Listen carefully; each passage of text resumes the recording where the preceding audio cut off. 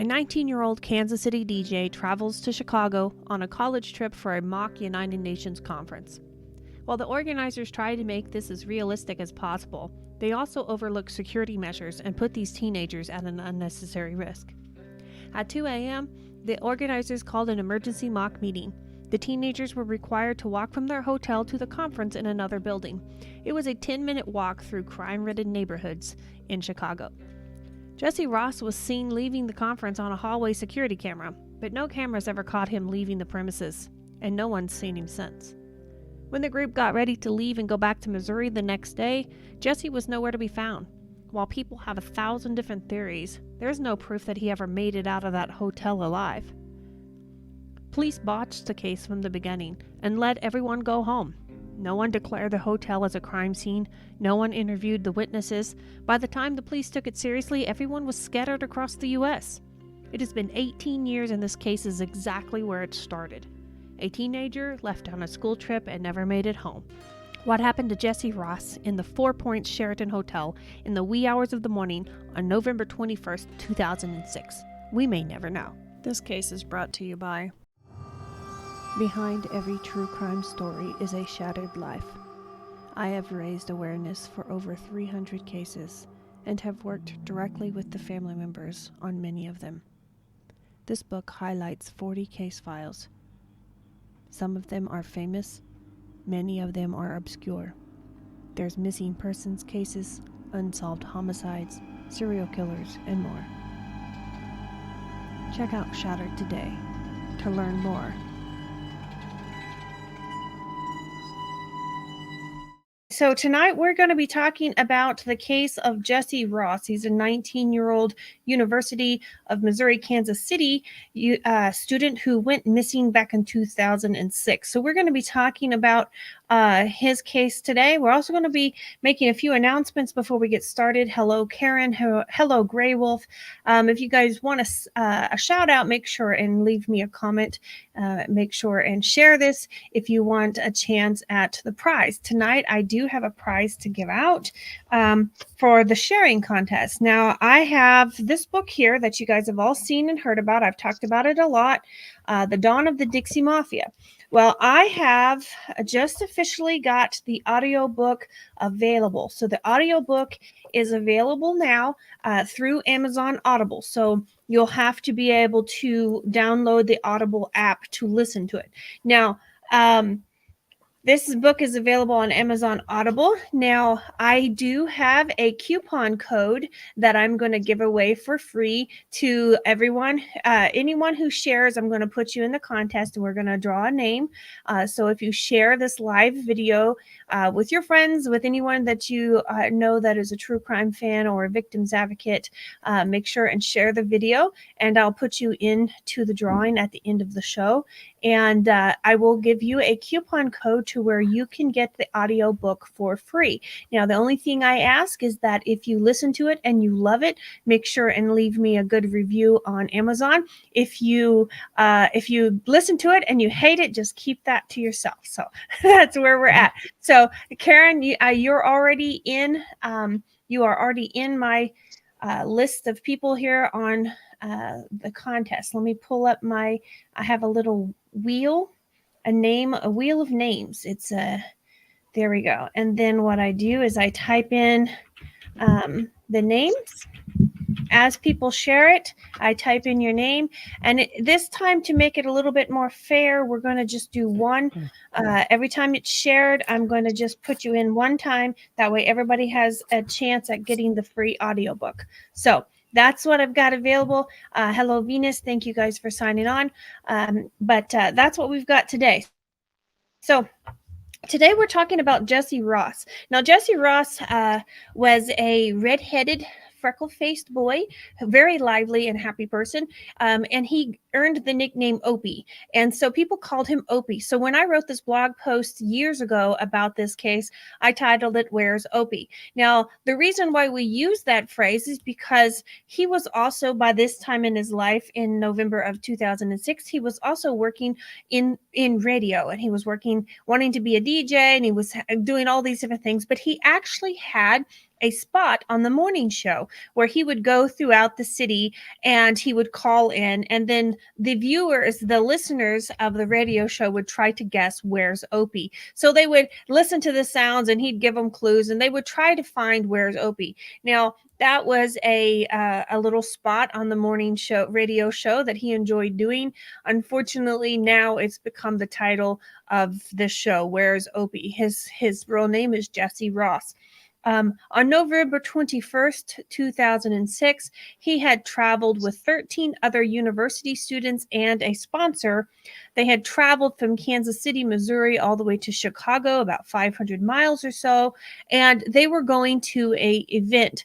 Now, this event was a mock UN council. So he was going for broadcasting and all these different things, but he was also had an interest in politics. So he went to this mock UN council, and they all had different assignments, and each university pretended like they were a certain country, and they all had to do all these different things to fix all these political problems. Now, that doesn't sound interesting to me at all, but this was something that, if kids were going towards politics, this was the perfect thing to do. Well, he had gone to this event before. This was his second time around, I believe, at least the second time around that he had gone to this. There was over 1,200 students, something like that, from universities across the U.S. that met in Chicago for this weekend event. Now, of course, when you have a university event, you have lots of alcohol and drinking and things like that. There were sponsors there, but there was quite a bit of drinking involved. Now, on Monday, he had called his mother, telling his mother that he was having a blast, that everything was going well, and that he would be coming home soon. Now, the next day, unfortunately, he would be missing and nobody would know what happened to him. Now, he was seen, they had a scheduled dance that night. They had a scheduled dance. Let me go back. Let me start back just a little ways so you can understand the concept of the layout here. They were actually traversing between two different hotel buildings. They were the same chain, but they were two different buildings. So I have it written down here. You've got the 4 Point Sheraton in Chicago's downtown loop. And then you have Sheraton Chicago Hotel and Towers. Okay. So this is about 10-15 minute walk between these two places. Okay. So the convention's being held in one Sheraton, and then the majority of the students are actually staying in the other Sheraton. So they'd have to walk in between the two places. Now, if you look at some maps online, you can see there's three basic pathways to get there. Some are shorter than others, but it's no more than a 15-minute walk along supposedly a well-lit pathway with security cameras. So this is supposed to be a safe thing to do, although we're going to find out that it absolutely wasn't on the night of November 21st, 2006. Now, Opie was a 19-year-old boy. He had friends. He was having a good time. At 8 o'clock that evening, they had a party. They had a party. They had a party over. It was a dance, I believe it was. They were having a dance, and this was a pre-scheduled thing. And at that dance at the convention center, some people chose to go, and some people in Opie's party chose not to go. Well, Opie decided to go ahead and go. So he went to this dance. There was alcohol involved, even though most of these students were underage. There was still alcohol involved. And then he had to show up at 2 o'clock in the morning. They were doing a mock emergency meeting as if they were really a part of the UN and there was issues and they were supposedly going to get up at 2 o'clock in the morning. They were supposed to be here. Well, here comes the problem. You'll find out that on the 8th floor of the convention center, this has a hotel with it, but I'm going to call it the convention center to keep it separate. So you guys can keep the two buildings separate. So basically in the convention center, this is where Opie is supposed to show up to this mock meeting at 2 o'clock in the morning. Well, before that, he's gotten done with the dance. He doesn't want to go to bed. They're having an impromptu room party on the 8th floor of the convention center. Now, some of those university students were staying in the convention center. Now, these people, they were having a room party with plenty of alcohol and all kinds of things, and Opie stayed there until approximately time for him to go to this meeting. Now, there is some screenshots of some security footage that shows him at 12:45 a.m. in the hallway of this convention center. Now, in this convention center, he's supposed to be going down 8 floors and into this convention room where he's supposed to have this, emergency security meeting. Okay. So he's showing up for his security meeting. He stays there for a little bit. Around 2:30 a.m., they supposedly let out for a 30-minute break. Opie is seen leaving the convention room doors. He's never seen again. Now here comes the problem. Depending on which door Opie goes out, depends on which direction he's at. Now he's actually closer to the glass doors on the back end of the building that come up against a walkway that's also close to the river. So the immediate thought is he fell into the river because he was drunk. Okay. Well, we also happen to know that there was this little odd side door that him and his friends would go through because it was kind of a shortcut to the parking lot out the valet entrance, and it would head them in the right direction. So instead of going back to the river and then going all the way around back up to their hotel, they would go out the front of the building through this little side entrance. They'd go out the front of the building and they would be closer to their hotel. So this was the way that him and his friends had been going. The problem is, Opie's never seen again. Okay. His friend actually had gone to this party and had comes in a few hours later. I think it was between 4:30 and 5. And his last name was Parker. Now, Parker comes in at 5 o'clock in the morning, and they've all stayed up all night. They're half tipsy. They're exhausted. He glances over in the dark. He sees something in the bed and assumes that Jesse's in his bed. The next morning, when he gets up and everything starts having to pack and get ready to leave, Jesse's not in his bed. There's a big pile of clothes on his bed. And so he realizes he's not sure that Jesse ever came home. So at this point, they were supposed to be checking out of the hotel around noon. And he tells the person that came with him, the so-called chaperone, that Opie's not around. And so then's when the frantic happens. Now, here's what's strange. Nobody can ever guarantee that Opie ever left the convention center. He was heading towards that side door, but there is no camera footage that shows him going outside the building. Cricket, what do you think? Well, I agree with you as far as and the still shot, the time frame does not add up. So that's not, nobody saw him outside of there. And I just want to say, by a slim chance, if he did get into the river, I've only had one case where somebody went in the water and was never found. And in this river, there's a lot of cars and stuff. I don't think he went in there, but I just wanted to, but yeah, it just sounds fishy. He could have had an accident in the hotel. Someone could have done something to him. Nobody, they didn't do door-to-door questioning. It did, also did, checking luggage on the way out. Right. Well, the thing like with it is that, but yeah, by the time the police are alerted that Jesse Ross is missing, it is 1:30, 2 o'clock the next day. So he hadn't been seen for 12 hours by the time he was reported missing. Now, that in itself is a problem. Then the police say, well, it was 2 days before Thanksgiving, so there's a lot of traffic in and out. But they also don't stop the children from going home. So you've got 1,200 kids coming from universities across America. Half of those kids are gone before the police are ever alerted, and then they don't come back to be questioned by police. And so that's where we have this problem. Tammy, what do you think? Well, if he disappeared in the hotel, wonder what they done with his body. You think they might have found a body? Sorry, I'm having issues. Here's the thing. I don't know that he ever left the convention center, because here comes the first thing, and they say, well, he fell off into the river. Well, if you look at the pictures of this place and you watch the video clips, somebody has walked through there and taken videos.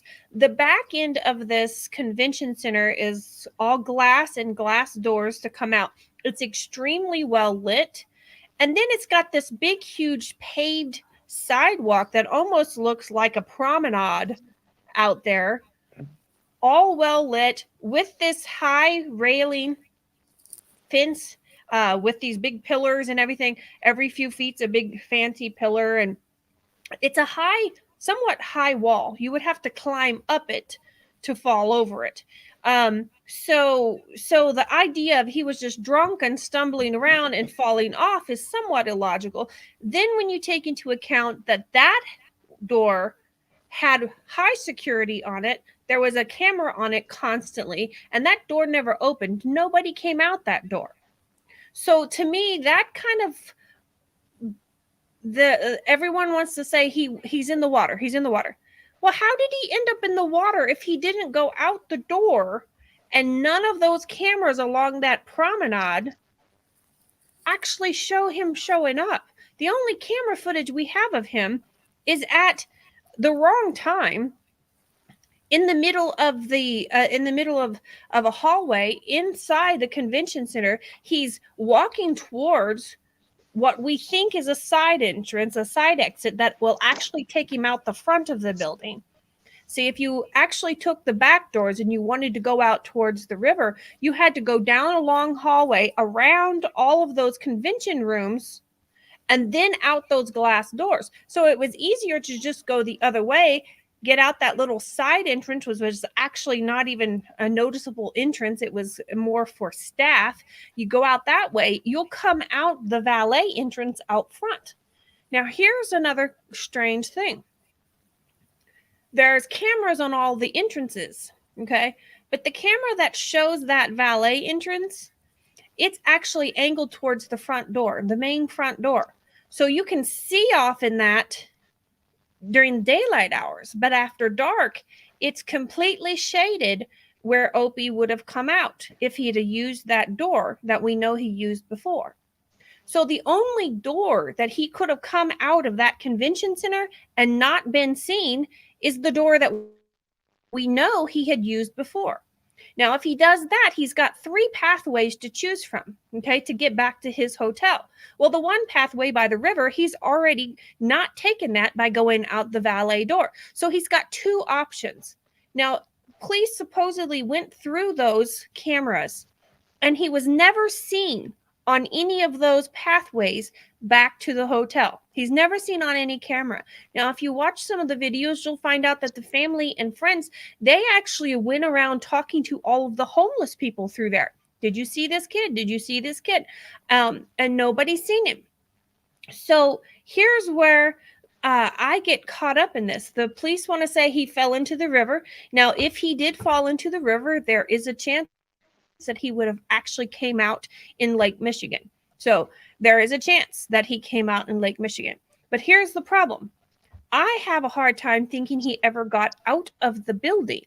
If no homeless person ever seen him, if there was no camera, they said his paths, all 3 paths back to the hotel were very well lit and supposedly had a lot of cameras. Now, I don't know if that is BS because they want to make you think that this area is safe when it's not, or if there's actually cameras there. But whatever the case may be, there is no footage of Jesse Ross outside that convention center. And I don't care which door he came out of, eventually he should have crossed some camera's eye somewhere in that 10 to 15-mile walk back to his house. Now you go back to the whole concept of why were they having these 18, 19-year-old kids walk at 2 o'clock in the morning, 10 miles to their 10 minutes down the road in Chicago. Chicago isn't the safest place in the planet. Everyone knows that. Chicago's crime rate is through the roof. And yet we're going to, as people that are putting this whole thing on, the people that organize this whole event,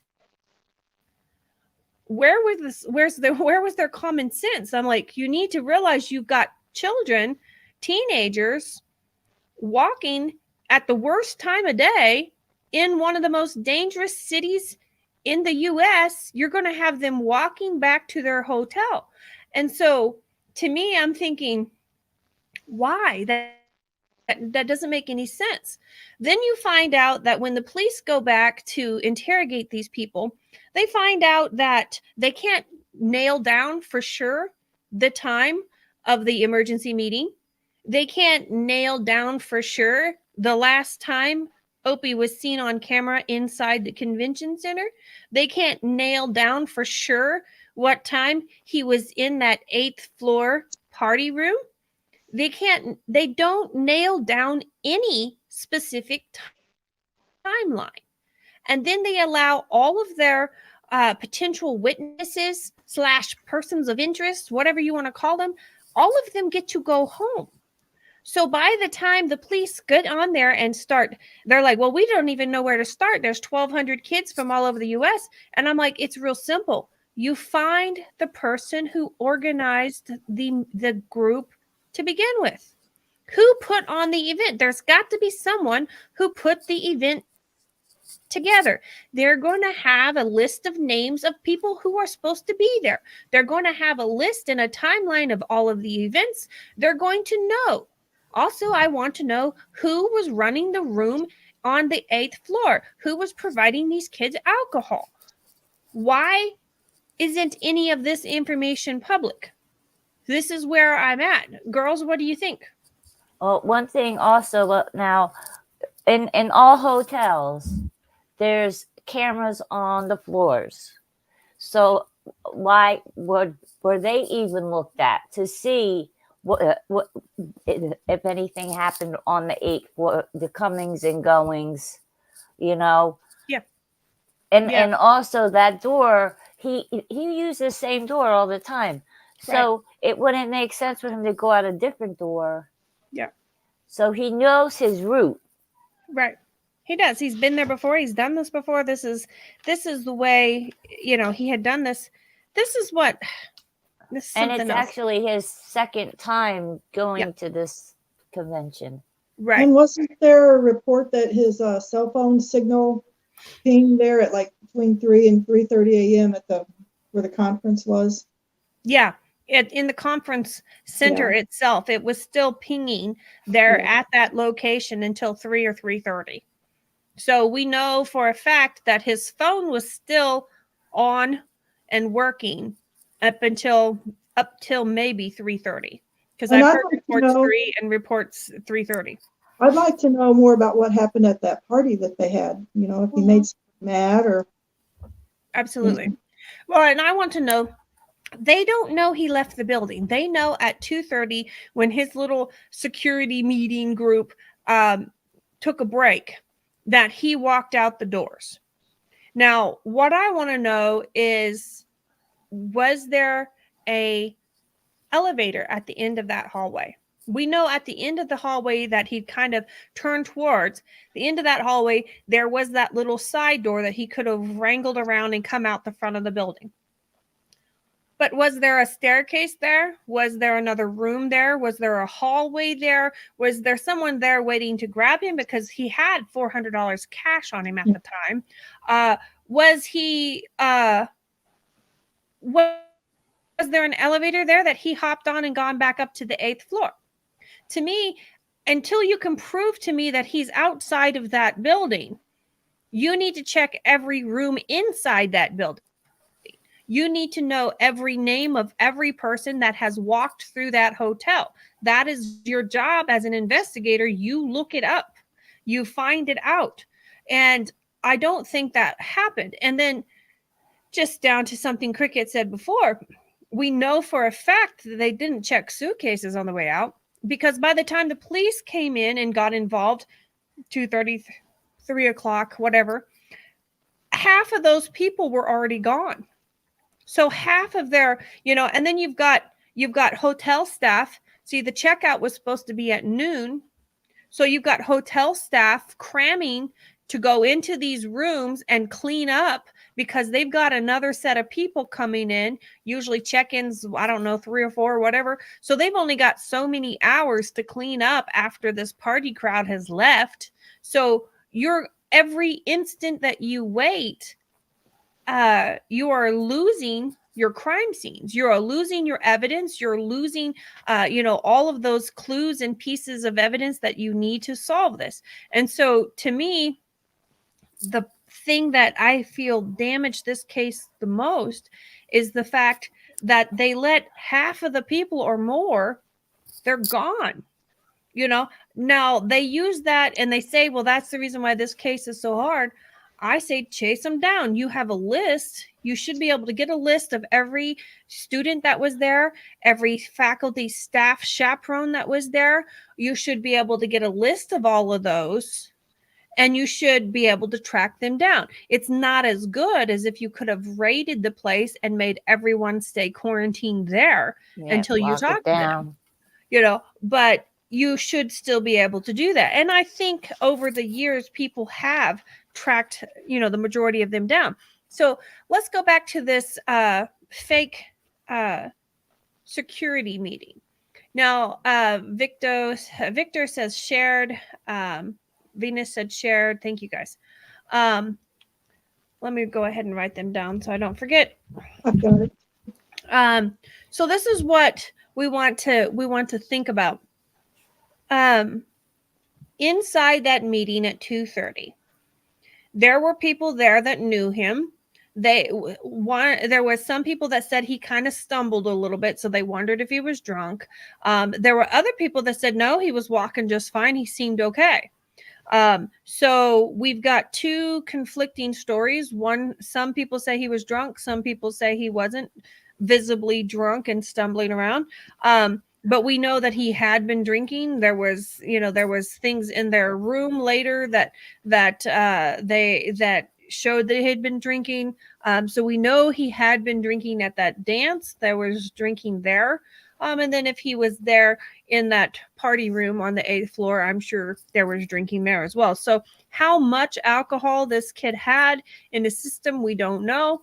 But again, you're thinking, okay, what are some theories? Now, he was wanting to be a DJ and he had created some mixed CDs, and he had said something once about trying to find some kind of contact in Chicago while he was there to show his rave. to, and he was talking about going to a rave. He's talking about doing these things. And so some people say, well, did he go to a rave?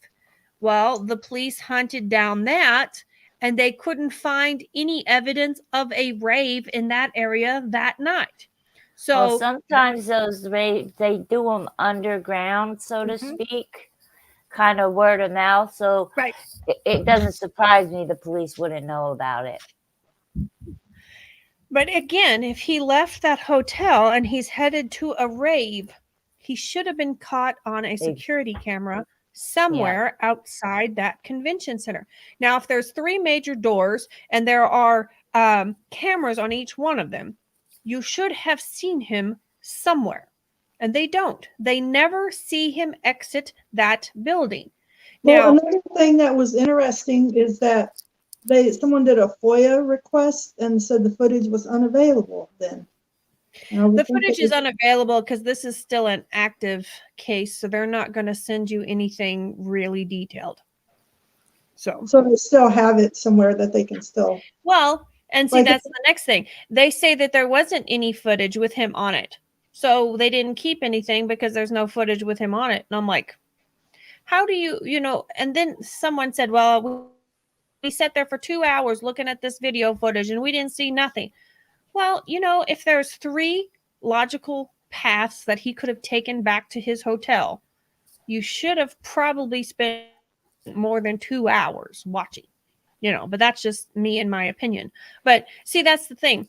They don't have any video footage of him outside that building at all on any of the paths.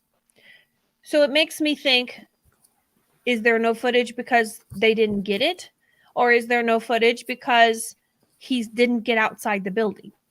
Now, I realize cameras weren't as good in 2006 as they are now, but he was a pale, red-headed kid with a green jacket on.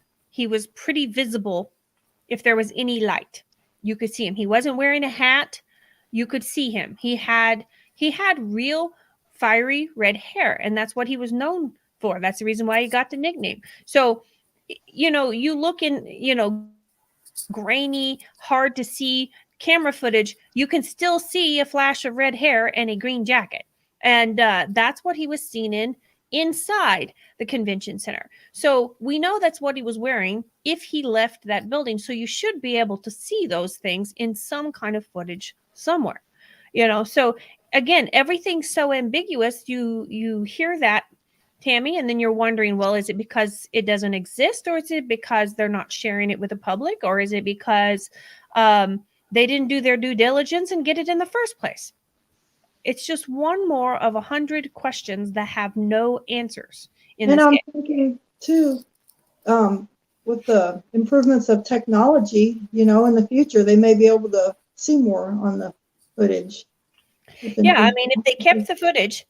And then, so here there's approximately 30 people at this meeting, okay? 30 people at the meeting that he was supposedly last seen at. I want to know, were all of them interviewed? Were all of them looked at? Did they ever go up there and find out what happened on the 8th floor? To me, it really doesn't make sense that you don't see Opie on footage anywhere outside. Now, if you couldn't see him right outside the valet door because it was too shadowed, if he kept walking, he was going to be under a streetlight, and you would have seen him. You would have seen him on down the sidewalk a ways. You would have seen him somewhere along the path. And so here we've got this family who has been missing their 19-year-old son since 2006. And one of the theories is that he went and showed off his CDs. Now, he had also talked about trying to talk to some different radio stations and things like that, see if he could get some kind of contact there.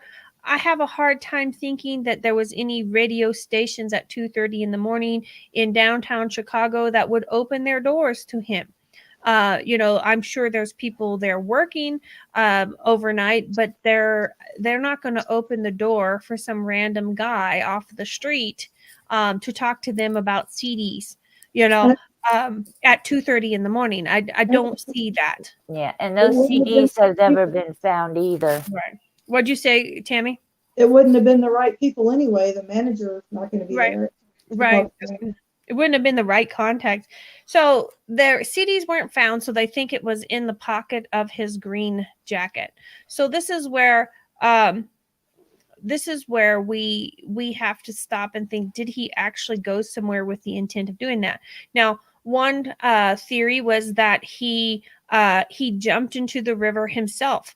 Now, Cricket, you have watched a deal where it said that if that happens, which they've had things like that happen in that area before, that they always found the body within 10 feet or something. What did you tell me about that earlier? Well, the river, somebody had referred it to a dumping ground. A lot of cars in there and stuff like that. So if, and a huge if, he went in the river, he could be in a car. He could be, because tangled up, you mean? Yeah. And they were, see, the concept is they were trying to say that he washed downriver and he's out into Lake Michigan is the reason why they haven't found him. But they also said, well, we've had people that decide to end it, and they will climb up on this pier and jump off. And every one of them that we have found in this 10-foot basic area here. because Yeah. they get trapped in all of the debris under the water and they don't flow down river. So But my one, thought is, if that is the case, for one, he didn't get drunk and stumble off. Two, he had no right. history of depression or anxiety or anything that shows he had those inclinations. But to me, the whole thing that screws up the water deal, once you watch that one video that shows the layout of the hotel, because they kept saying he's going out the back door, he's going out the back door. And well, the back door, the actual back of the building, that back door is all glass. It's very lit up, and there is a camera right on it, and it opens out to this promenade. So it's not just a little, we talked about the Riley Strain case. The Riley Strain case, where he was walking, there was nothing other than a real low rise, about knee high little guardrail like you see on the side of the road. And it was a steep incline straight down to the water that you could trip over if you were drunk. But this is something, chest high, and it was very well built. It looks like a promenade on the beach is what it looks like. So, I mean, this isn't something that he would easily fall over. Now, Lori says, elevators typically have cameras, stairwells not always. Why in the world would a mock UN even have an emergency meeting at 2 a.m.? Never heard of this as being something they do. I missed the beginning of the video. Wasn't he last seen walking towards the front or side doors? No evidence he went through the doors. 30 minutes before his phone last pinged there.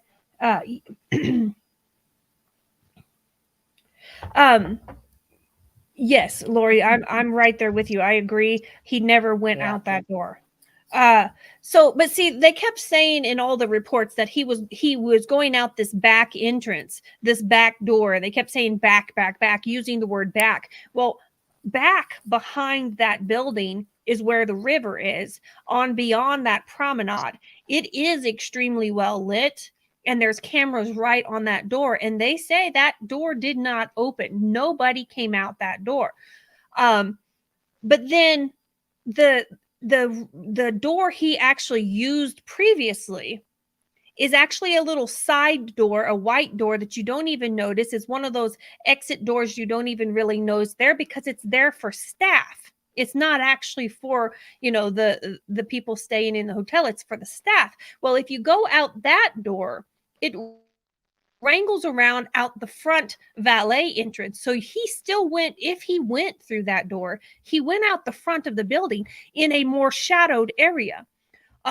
And then, but still, right beyond that shadowed area, you can see it on the camera, right beyond that shadowed area is another street light. So he would be shadowed as he came out the door. But if he kept walking, he would have been in the light and would have been towards the next camera. So I don't believe he ever made it out that building.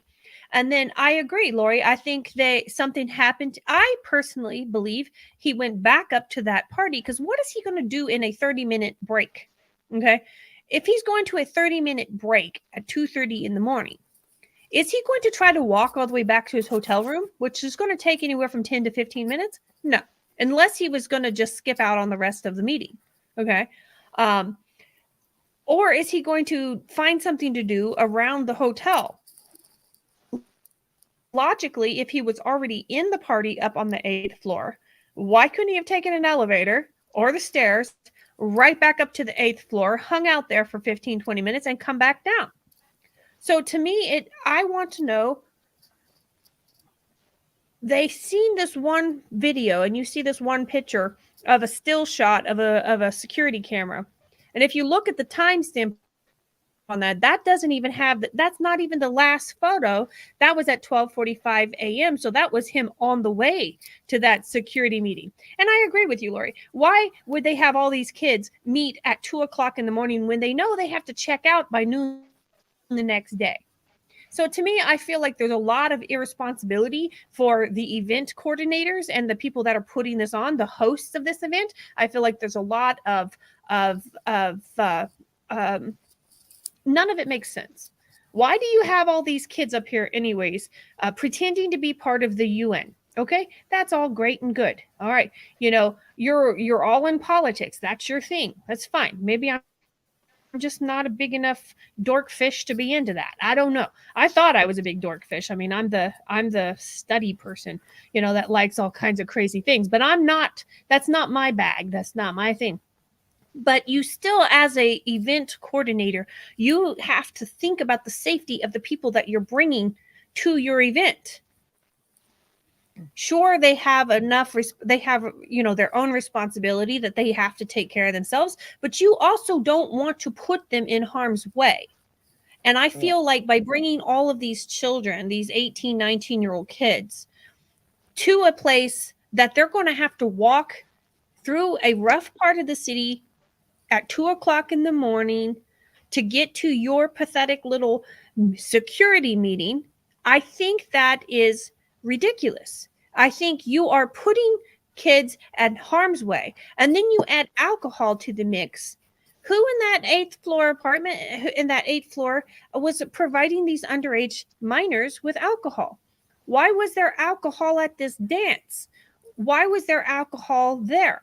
Everyone knew that it was there. No one tried to stop it. No one tried to keep these kids from doing what they're supposed to do. That's one of my things, because now they had to have seen these kids drinking. They've been there for a couple days. They've been there for a few days, yeah. Yeah, and their alcohol is prohibited for this. So there's my thing right there, because if I were a chaperone and I saw kids drunk, I'll be checking all those rooms. Mm-hmm. And I mean, you can't send you home because you're too far away, but you know what I mean? Right. Well, but here's the thing. They're like, well, they're 18, they're adults. And I'm like, no. Technically, they might be legally an adult, but they're still not legally allowed to drink alcohol. And so I'm saying, who's providing them alcohol? And so, but all of that just combined into this horrible storm that created this circumstance. And now this child is lost. And, 18, 19 years old is a hard time to be in, because you are legally an adult, but sometimes emotionally you're not quite ready for adulthood. You're trying to still be in good with your parents, but you're still trying to break free and be independent. You're trying to create your new life and become, what you want to be. It's a very volatile time anyway. So whether you think these people were children or adults is really irrelevant. They are in a very volatile state of their life, and they're never going to be in that state again. I mean, if you think about it, that is the most volatile state of a human's life right there, because they are trying to go from being a child to an adult, and there's so many complications in that way. And so as a coordinator of an event, you need to take into account that these people here, they're kind of already at an at-risk group. I mean, that is kind of, college age, that's the party age, that's the wild and crazy age. They're already at risk. Are you putting them at more risk by the way you're putting together your event? And this is where I'm trying not to be mean. I realize it's 2006. It's been a while back. But as an event coordinator, where does that liability end? You know what I mean? I feel like you still have a responsibility.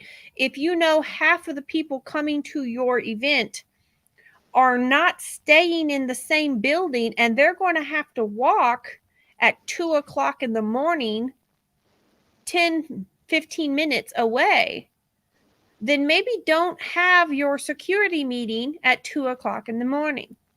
So this is, or offer a shuttle service. Create an Uber, a taxi, create a shuttle service between the two buildings. Do something to make it a little bit better. And then, of course, if there's drinking involved and you say, well, they're a bunch of crazy university kids, you can't stop them, they're going to bring alcohol in anyways. If that's the case, offer a ride home. Just like you would offer someone that's drunk in a bar and can't walk home, offer them a ride home. Get them some kind of shuttle between the two buildings. Because if they're going to do this, something will happen. And this is the thing, whether it's something minor or something major, something bad will happen. And if you listen to this and you listen to all the different stories of the different people that have come forward to talk about this case, you'll find out that the guy that was the chaperone for this event, for this group of kids, for these 14 kids from Missouri, he had just did it this year. This was his first year, and he had heard about bad things that happened the year before. And so he was trying to clean things up, but it wasn't enough, and so this is what happens. But I'm thinking, if you've had this event multiple times and there's always some kind of commotion around the kids and the alcohol and the situation, then change the situation, and so here we are all these years later, and these parents have no information. There is no new details out there. And I wrote about this case 5 or 6 years ago, and there is literally zero new information. And so this case is cold. And so I ask you guys to share this video like you've never shared before, because quite frankly, I believe one or more of those 1,200 students knows what happened. Somebody in that hotel, whether it was the students or whether it was just somebody staying in the hotel, somebody working at the hotel, somebody around that hotel knows what happened. And we know that that boy had $400 cash on him. So we know that at least $400 is missing, So nobody ever takes into account that it could be a theory of robbery. No one takes into account that it could be an accidental OD at that party up on the 8th floor. No one takes into account all of these other theories. They take the theory, oh, he's in the river. Okay. And then they take theory, oh, then they try to start a theory of maybe he ran off and tried to start a new life on his own. And I'm like, this guy was pretty attached to his parents. He called his mom on his own on Monday to tell him just to remind her that he was okay and that he was having a good time. And he checked in on his own with his mother. So he has these moments where he's wanting his independence, but he's still very much connected to his parents. And so him just running off on the deep end, he had just got a promotion at his job. He was actually going from being an intern at this radio station. He was actually going to be a full-time paid employee at this radio station at the age of 19. That was a pretty cool thing to do, So if he was going to run off and start a new life, for one, why did he only take a few days worth of clothes? For two, why did he leave the last day before he was going to go back home? And why didn't he leave the first day he got there? So nobody wants to take into account the theory that somebody may have robbed this kid and taken his money and done away with him. I think carried him out the like Cricket said, carried him out in a big suitcase. We don't know. What is it, Tammy? Yeah, I brought that up earlier, but I think that's when the internet cut us off. But do you have any speculation as to where the body would be? I mean, how would they? It could be in a whole other state, because you've got 1,200 kids coming from universities all over the U.S. Or it could be right exactly in Chicago, because we're not talking all. It could have not been a kid. It could have been a hotel staffer that realized this kid's got some money and I'm going to take his money, hits him a little too hard, knocks him down the stairs. Maybe he dies. And then they're like, okay, now I got to clean this up. They take him out with the trash. I mean, we don't know. There's 1,000 different scenarios. You want to talk to a crime writer? I can give you 1,000 different scenarios. What I was asking is, how they would have got the body out of the hotel. If you was staff, it'd be easy. Take them out in a laundry cart, take him out in a food cart, take him out in the trash. If he was part of the staff, it'd be easier to get him out than if he was a kid and he OD'd in a party. If he was a kid and he OD'd in a party, you'd have to find a way to get him out in luggage. Yeah. If he was part of the staff, you have a dozen different things you could take him out in. And so there's where I'm sitting here thinking, if you have talked to every homeless person on those streets, If you have cased the place back and forth, if you have here's the next thing. There's no footage of him going into the hotel where he was staying either. So that tells me he didn't get that far. So if there's no footage on any road, basically he's just curving around and getting to the same road. There are 3 different ways he can curve around. There's a little map you can see online. 3 different ways he can curve around. He's getting on the same road, basically. So basically along those routes, he should have come up on a camera somewhere. Some homeless person should have seen him somewhere. Some of the other students going back and forth should have seen him somewhere. Nobody saw anything. And one of my things is it was very poorly organized. Yes. They weren't sticking to the rules. Now I've sent my son on when he was 18 to a huge gathering. Now, if any of those kids were seen with alcohol, do you think they were going to get to continue having fun? Right. That I know some events, if it's not out of state, they'll send you home. Exactly. And with the chaperones that were with them, they checked on them every night. And they're still kids. They need. Well, I know anything that I went and done. There's bed checks. There's head counts. There's you got to you got to be where you're supposed to be, or you get to go home. And then you had the walk of shame that you had to walk out in front of everybody, and you had to go home. And nobody wanted to do that. And kids will still sneak around and do crap they're not supposed to do. But there's rules in place for a reason, and I'm not trying to be a buzzkill about it. And here's the thing: they weren't being checked. We're talking about as parents. We're all parents on this line. All 3 of us girls are parents. So we think we see the rules differently than we did when we were kids. We were like, oh, they're just trying to keep us from having fun. But still, if you're the adult and you are signed on as the responsible party, as the chaperones, as the event coordinator, you're signed on as the responsible party. It's your job to maintain that, whether it's fun, whether it's not, whether the kids are your friends or not. You're supposed to be the adult. You're supposed to, you know what I mean? And so, Tammy, what do you think about that? Yep. I mean, as kids, we wouldn't like it, but that's not their job. Is to be the stick in the mud. They signed up to be the stick in the mud. You know what I mean?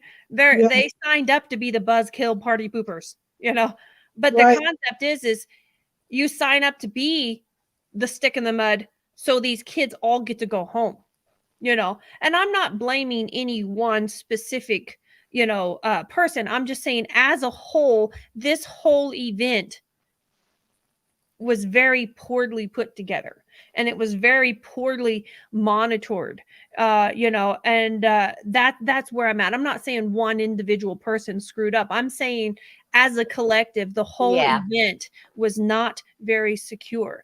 And I hope, over the years, we've learned lessons to where when we send our college kids off, we'll have just one little detail would have helped so much. That is, you have a ride, you have a shuttle between one building and the next. That one detail would have changed this whole thing, because if all of the students were required to take the shuttle, whether they wanted to or not, then you would have had the shuttle driver say, no, I didn't see Opie come out. Or, yeah, I seen Opie come out. He come out at 2:34. You know what I'm saying? I took him, I dropped him off here.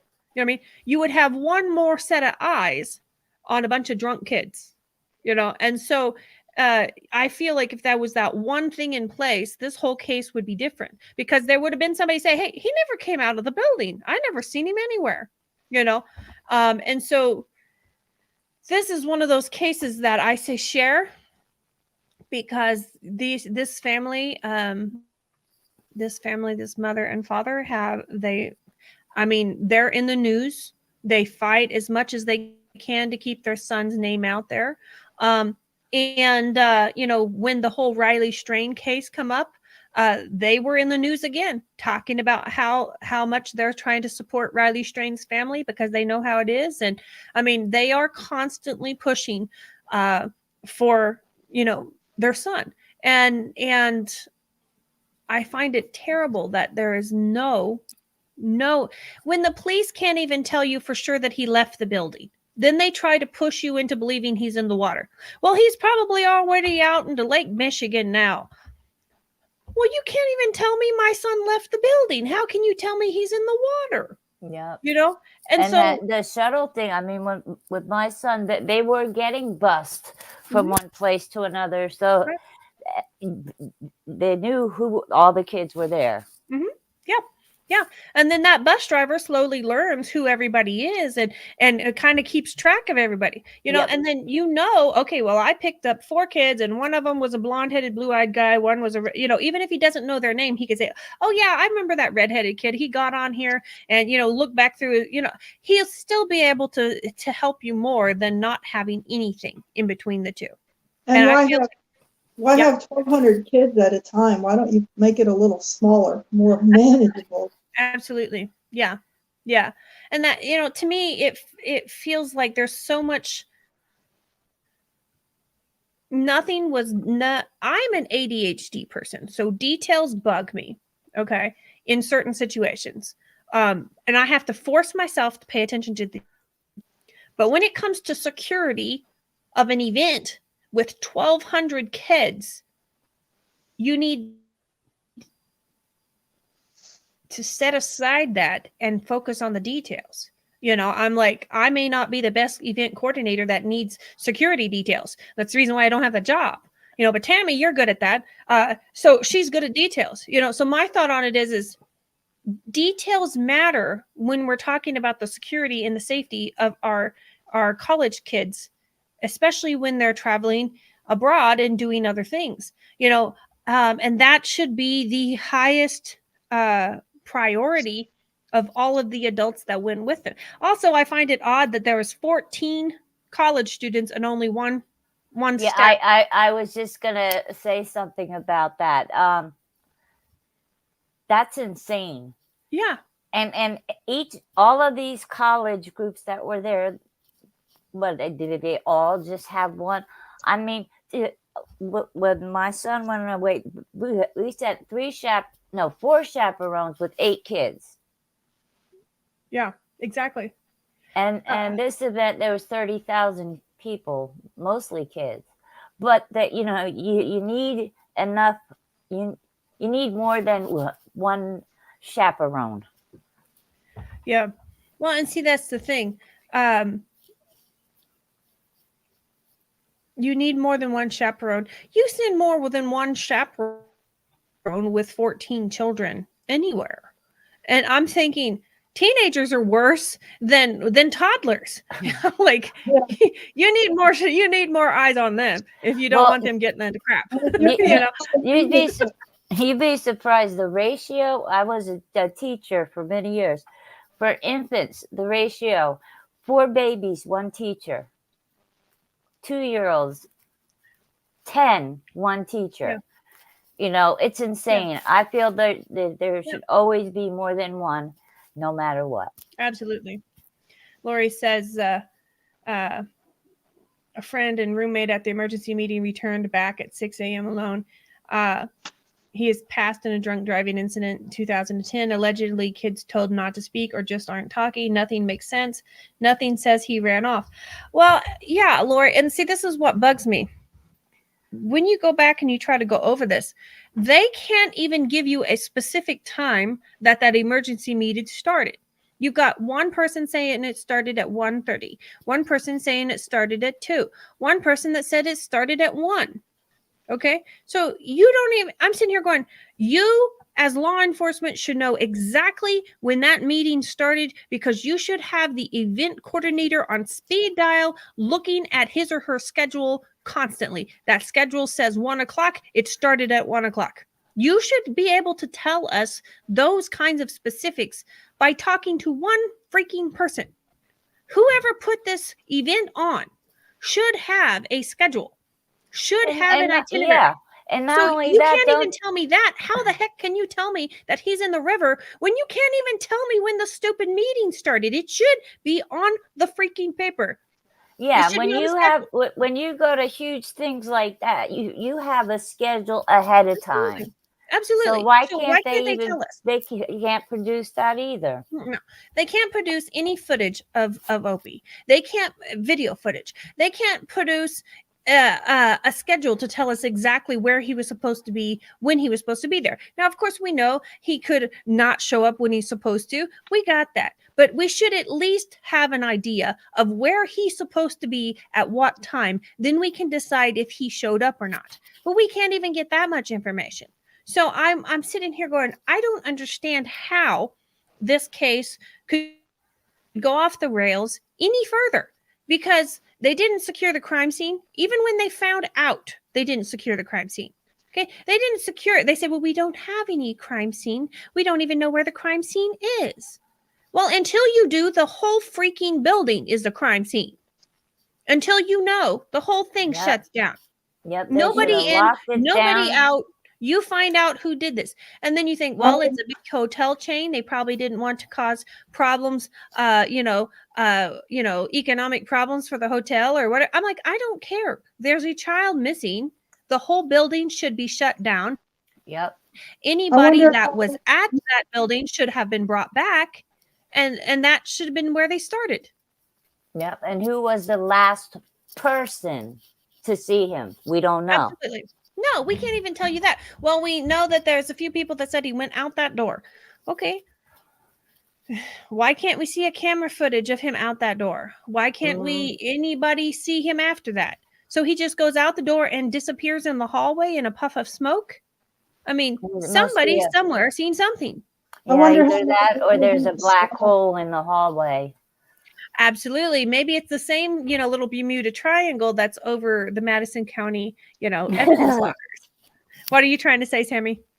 I just wonder how well they interviewed the staff. And after what you said, that makes me think, could they go back and maybe see if some of the staff members had a criminal record or, So they don't talk about any of that. They don't talk about interviewing staff. They determined that he was in the river, and it seems like that's what they've gone with.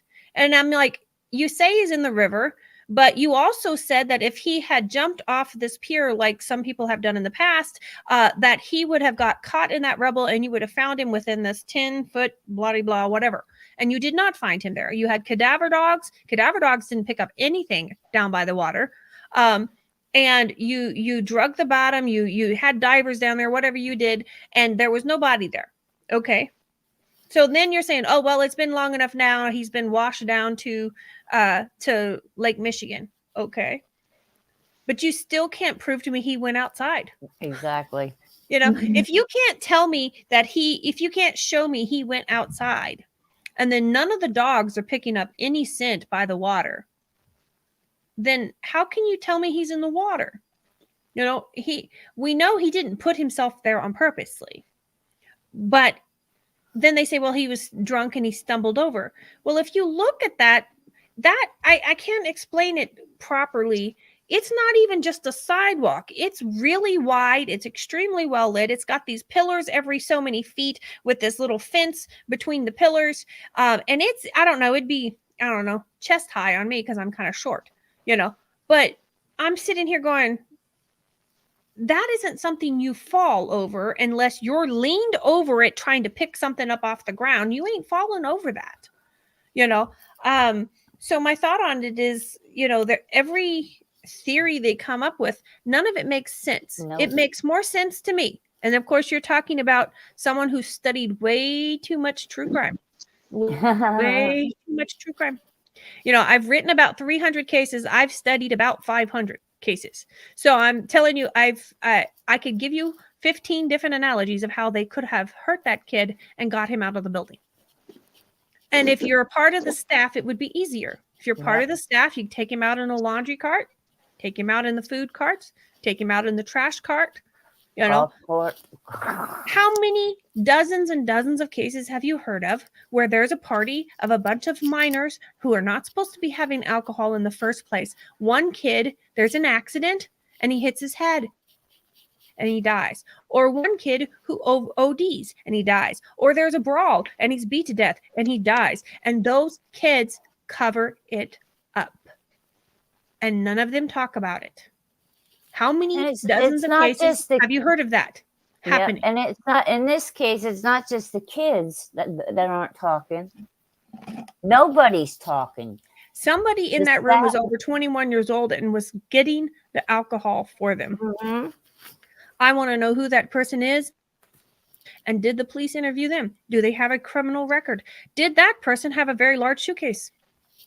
To me, it makes more sense that the guy went back upstairs. He wasn't a smoker, so he didn't go outside to get fresh air, and to get a cigarette before he goes back to his meeting.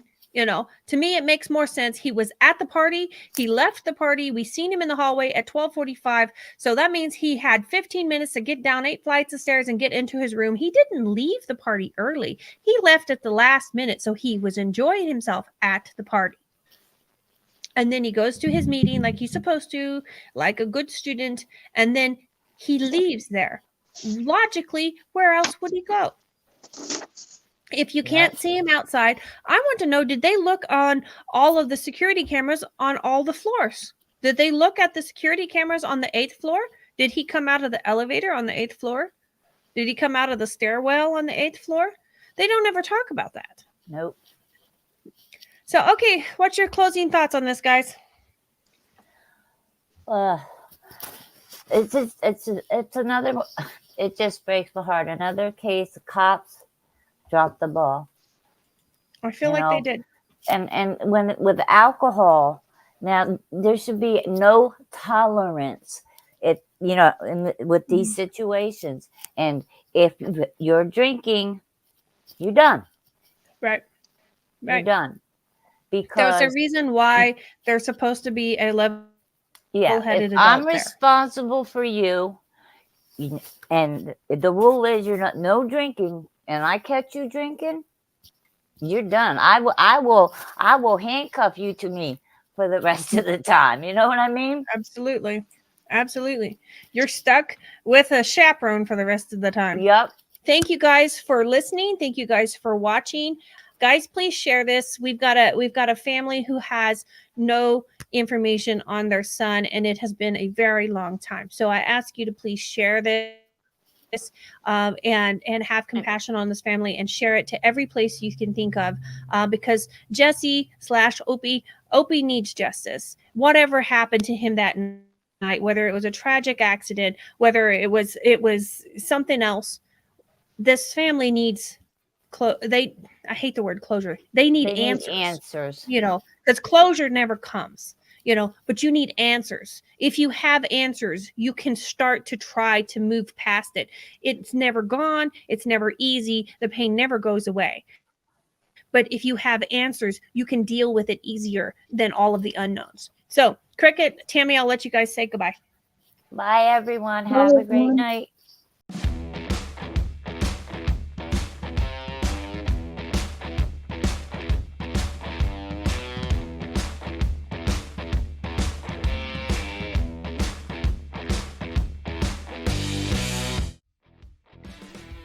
Today's episode is brought to you by Bones Coffee Company.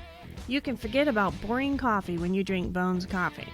Not only do they offer a variety of flavors such as strawberry cheesecake and maple bacon, they are a family-owned company that puts great detail not only in their coffee, but in the artwork that comes on each individual bag. Bones Coffee has a coffee club that will deliver your favorite coffee to your door every month. If that wasn't enough, they also have some amazing swag to offer. Check out Bones Coffee Company today. I'll have my affiliate links in the show notes for you.